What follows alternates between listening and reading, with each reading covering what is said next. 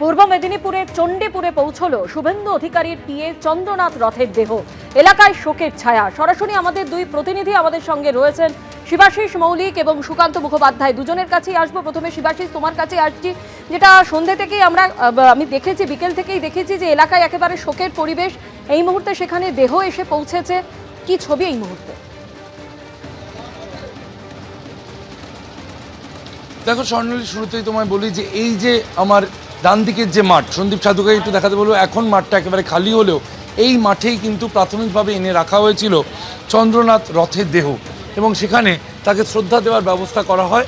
এবং তারপর সেখান থেকে কিন্তু তার একেবারে মাঠের পাশে, অর্থাৎ এই যে মন্দির দেখতে পাচ্ছ, সিআরপিএফ দাঁড়িয়ে রয়েছে, এই মন্দিরের পাশ দিয়েই তার বাড়ি, এবং সেই বাড়িতে নিয়ে যাওয়া হয়েছে তার দেহ।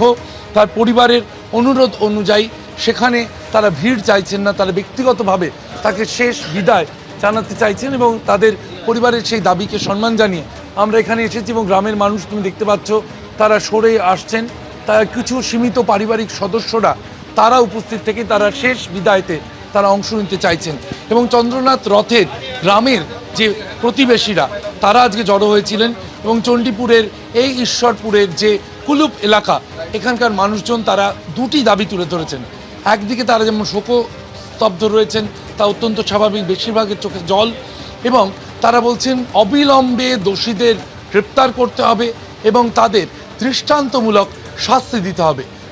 এই অপরাধীদের দৃষ্টান্তমূলক শাস্তির দাবিতে কিন্তু সরব হয়েছে কুলুপের বাসিন্দারা।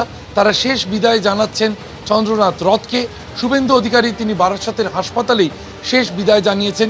এখানে আমরা যাদেরকে দেখতে পেলাম, সৌমেন্দু অধিকারী, কাঁথির সাংসদ শুভেন্দু অধিকারীর ভাই, তিনি এসেছিলেন পরিবারের পক্ষ থেকে চন্দ্রনাথ রথকে শেষ বিদায় জানাতে। তিনি বলেছেন তার পারিবারিক ক্ষতি।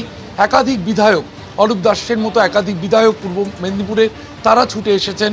অভিনেত্রী মাফিন এসেছিলেন, মাহফুজা খাতুন, বিজেপি নেত্রী মাহফুজা খাতুন, তিনি এসেছেন, এবং প্রত্যেকের স্মৃতিচারণায় কিন্তু উঠে এসেছে চন্দ্রনাথ রথের সঙ্গে বা একেবারে তাদের চন্দ্রের সঙ্গে তাদের সম্পর্কের কথা।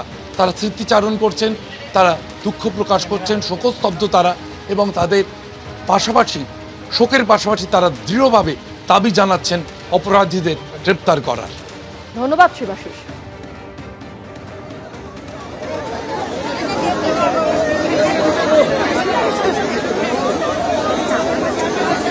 মোবাইল না মারা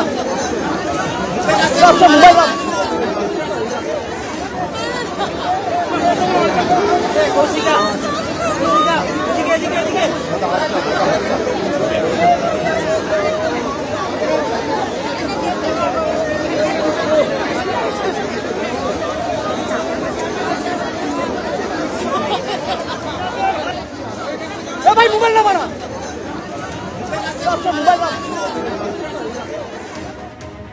এদিকে প্রাথমিক তদন্তে পুলিশ মনে করছে যে পরিকল্পনা করেই চন্দ্রনাথ রথকে খুন করা হয়েছে। আগে থেকে যাবতীয় ব্যবস্থা করে রেখেছিল আততায়ীরা। খুনিরা এসেছিল দুটি বাইক এবং একটি গাড়ি চেপে। খুনের 6 ঘন্টা আগে থেকে এলাকায় দেখা গিয়েছিল গাড়িটিকে। গতকাল বিকেল 4টে নাগাদ মধ্যমগ্রামের দোলতলায় প্রথম দেখা যায় এই গাড়িটি। গাড়ি এবং বাইক 10 মিনিট আগে থেকেই ঘটনাস্থলে অপেক্ষা করছিল বলে পুলিশ সূত্রে খবর।